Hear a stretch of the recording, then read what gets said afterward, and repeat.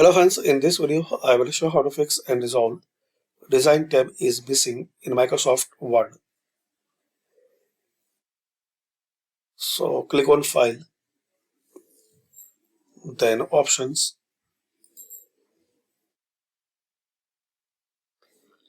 Now here click on Customize ribbon.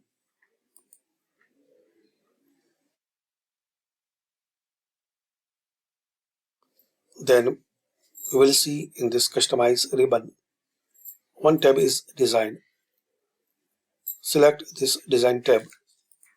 If it's not selected, so select it, then click on OK. And reopen your Microsoft Word. So you will be able to see this Design tab. And you can make changes as your requirement.